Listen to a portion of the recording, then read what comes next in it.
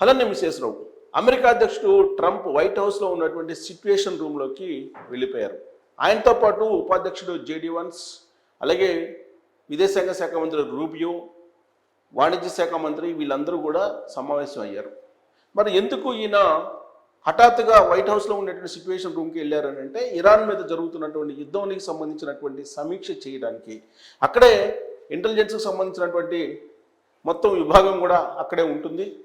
దాదాపు వైట్ హౌస్లో ఉండేటువంటి వెస్ట్ పార్ట్లో సుమారు 5545 ఎస్ఎఫ్టీ మొత్తం ఆ రూమ్ ఉంటుంది. ఆ రూమ్ కాన్ఫరెన్స్ హాల్ కూడా ఉంటుంది. సో అక్కడ సిట్యుయేషన్ రూమ్లో కూర్చొని అమెరికా అధ్యక్షుడు ట్రంప్ మొత్తం యుద్ధం సంబంధించినటువంటి సమీక్ష చేస్తూ ఉన్నారు. అమెరికా సెంట్రల్ కమాండ్ ప్రకటించిన దాని ప్రకారం 7 గంటల పాటు నిర్విరామంగా ఇరాన్ మీద బాంబుల వర్షం, మిజైల్స్, డ్రోన్స్ అమెరికా ప్రయోగించింది. ఫలితంగా ఇరాన్కి సంబంధించినటువంటి తీర ప్రాంతాల్లో ఉన్న మౌలిక సౌకర్యాలు, మౌలిక వసతులు ఇవన్నీ కూడా ధ్వంసం అయిపోయాయి. ఇరాన్లో ఉండేటువంటి డ్రోన్ కేంద్రాలు కానీ, క్షిపణి కేంద్రాలు కానీ, లేదంటే అణు కేంద్రాల మీద కూడా కాన్సన్ట్రేషన్ చేసింది అమెరికా.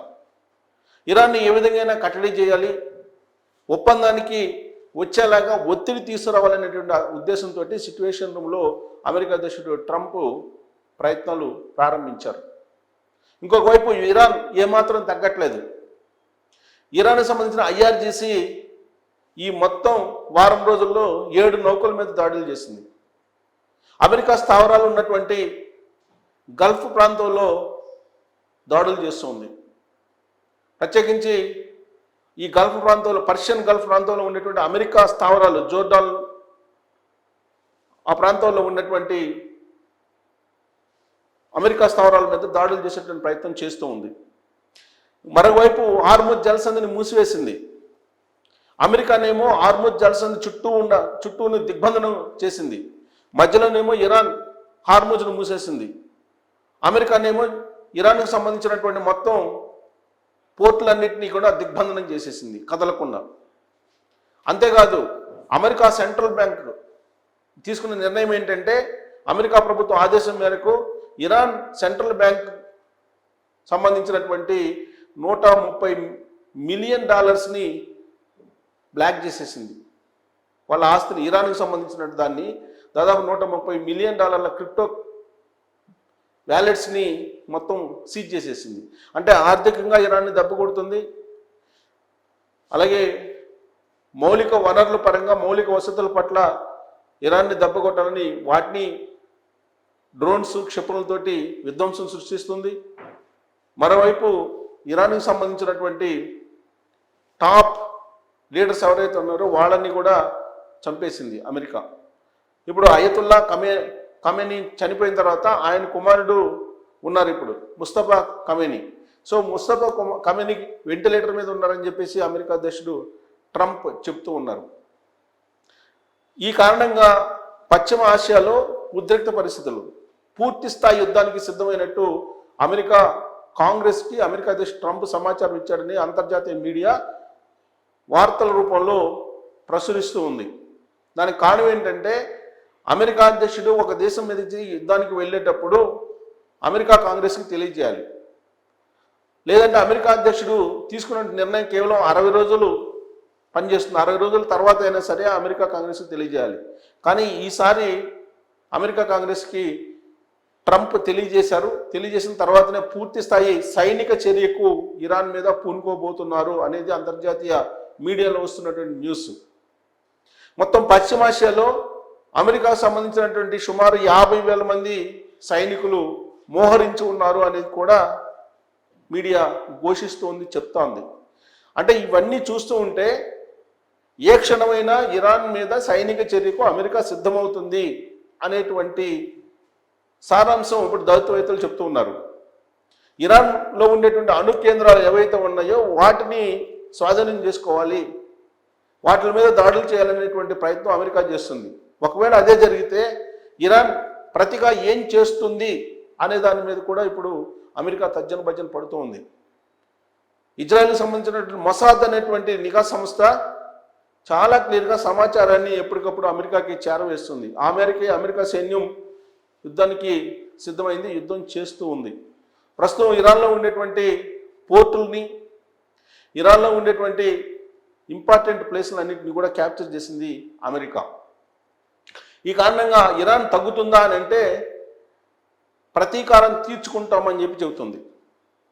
అంతర్జాతీయంగా ఉండేటువంటి ప్రయాణం హార్ముజ్ నుంచి చేయాలి, అక్కడ చేయడానికి లేదని చెప్పి ఇరాన్ చెప్తుంది. దాని మీద ఆధిపత్యం కొనసాగించడానికి అమెరికా ప్రయత్నం చేస్తుంది, అది కుదరదు అని చెప్పి ఇరాన్ చెప్తుంది. కానీ అమెరికా ఏం చెప్తుంది, అణు కేంద్రాలు మొత్తాన్ని ఖాళీ చేయాలి అని చెప్పి అమెరికా చెప్తుంటే దానికి ససేమరా అంటుంది. దీంతో ఇరు దేశాల మధ్య శాంతి అనేది కుదరట్లేదు. అందుకే సైనిక చర్యే సరైనదని చెప్పి ట్రంప్ నమ్ముతూ ఉన్నారు.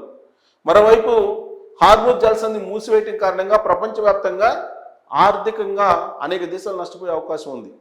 కారణం ఏంటంటే ప్రత్యేకించి ఆయిల్ ఎగుమతులు దిగుమతులు వాణిజ్యం మొత్తం కూడా జల రవాణా మొత్తం కూడా హార్ముజ్ నుంచి ఎక్కువగా జరుగుతూ ఉంటాయి. యుఏఈ ఎక్కువగా ఆధారపడి ఉంటుంది, దుబాయ్, అలాగే కువైట్, అబుదాబి, ఇవన్నీ కూడా హార్ముజ్ జలసంధి మీద ఆధారపడి ఉంటాయి. అందుకే ఇప్పుడు యుఏఈ యుద్ధ ప్రాతిపదికన ఫుజైరా అనేటువంటి ప్రాంతంలో ఒక పోర్టుని నిర్మిస్తుంది. ఒక మంచి టెర్మినల్, జలరవాణాకి పనికొచ్చేటువంటి టెర్మినల్ని నిర్మిస్తుంది కొన్ని వందల మిలియన్ డాలర్ల ఖర్చుతోటి. ఇది 18 నెలలు పట్టే అవకాశం ఉందని అంటున్నారు. ఇది పూర్తయితే కనుక అబుదాబికి అలాగే యుఏఈకి సంబంధించినటువంటి రవాణా, అంతర్జాతీయ రవాణా జరిగే అవకాశం ఉంది. అందుకే ఇప్పుడు ప్రత్యామ్నాయ మార్గాన్ని ఎంచుకుంటున్నారు. ఎందుకంటే ఒమను, ఇరాన్ మధ్యలో ఒక సన్నని హార్ముజ్ జల రవాణా, దీని నుంచే అన్ని ప్రయాణించాలి, అంతర్జాతీయంగా జల రవాణా చేయాలంటే. అందుకే ఇప్పుడు ఇరాన్ దాని మీద పట్టు సాధిస్తూ ఉంది, దాన్ని క్లోజ్ చేసింది. అందుకే ఇప్పుడు అమెరికా కూడా ఏం చేయలేనటువంటి పరిస్థితిలో ఉంది.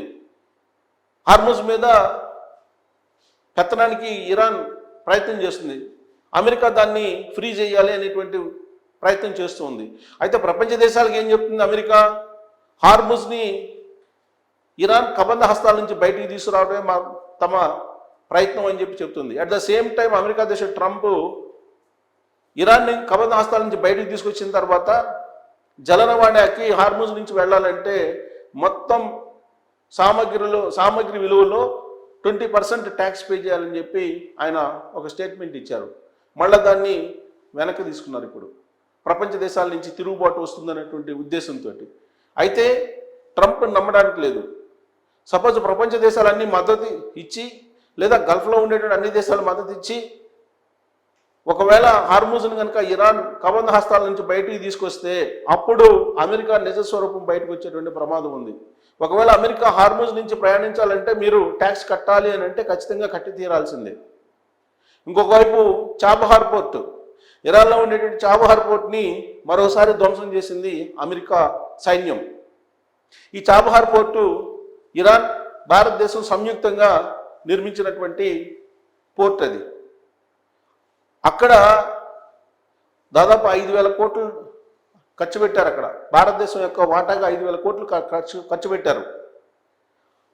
దాన్ని కూడా అమెరికా సైన్యం వదలలేదు, దాన్ని డ్యామేజ్ చేసేసారు. ఇప్పుడు రెండోసారి దాడి చేశారు. గతంలో ఒకసారి చేశారు, ఇప్పుడు రెండోసారి చేశారు. అలాగే భారతదేశానికి సంబంధించినటువంటి నౌకల మీద ఇరాన్ దాడి చేసింది. ఆ దాడిలో ఒక నావికుడు మరణించారు, 8 మంది గాయపడ్డారు. దీంతో ఆగ్రహించినటువంటి భారత ప్రభుత్వం ఇరాన్కి సమన్లు జారీ చేసింది. సమన్లు జారీ చేసి దీన్ని సంజాయిషీ చెప్పాలి, ఇలా ఎందుకు చేశారని చెప్పి కూడా అడిగింది.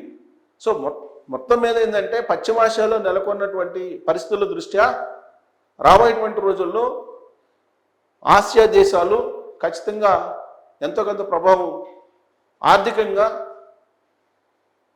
అనుభవించే అవకాశం ఉంది. అయితే ఒక గుడ్ న్యూస్ ఏంటంటే ఇప్పటి వరకు రష్యా ఆయిల్ మీద 500% దిగుమతి సుంకాన్ని ఇంప్లిమెంట్ చేస్తుంది అమెరికా. ఈ 500% ట్యాక్స్ ఏదైతే ఉందో దాన్ని 100% తగ్గించింది ఇప్పుడు. ఇది చైనాకి అలాగే భారతదేశానికి కొంత మేలు చేసేటువంటి నిర్ణయం అని చెప్పి అంతర్జాతీయ మీడియాలో వస్తున్నటువంటి న్యూస్. అంటే యుద్ధం కారణంగా రకరకాల పరిణామాలు చోటు చేసుకుంటూ ఉన్నాయి. ఏ దేశానికి ఆ దేశం ఆర్థికంగా నష్టపోకుండా జాగ్రత్తలు తీసుకుంటూ ఉన్నాయి. ఎన్ని జాగ్రత్తలు తీసుకున్నప్పటికీ అమెరికా తీసుకునేటువంటి నిర్ణయం ట్రంప్ చెప్పేటువంటి మాటలను ఆధారంగానే నడుచుకోవాల్సిన పరిస్థితి ప్రపంచానికి ఏర్పడింది. అయితే ఇప్పుడు రష్యా చమురుని ఆ చమురు మీద ఉన్న ట్యాక్స్ని 500 నుంచి 100% తగ్గించారు కాబట్టి ఇది కొంత భారతదేశానికి ఉపయుక్తకరమైనటువంటి చర్య అని చెప్పి అంతర్జాతీయ సమాజంలో చర్చ జరుగుతుంది. మరొకటి ఏంటంటే ఆయిల్ విషయంలో అంతర్జాతీయంగా బ్యారెల్ ధర $87 ఉంది.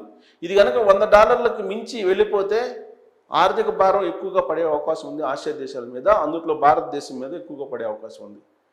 ఇప్పుడు 50,000 మంది మోహరించి ఉన్నారు పశ్చిమాసియాలో అని అంటే సైనిక చర్యకు అమెరికా అధ్యక్షుడు ట్రంప్ సిద్ధమయ్యారు. పైగా సిచ్యువేషన్ రూమ్లోకి వెళ్ళారు అని అంటే ఏ క్షణమైనా ఇరాన్ మీద సైనిక చర్య చేపట్టే అవకాశం ఉంది అమెరికా.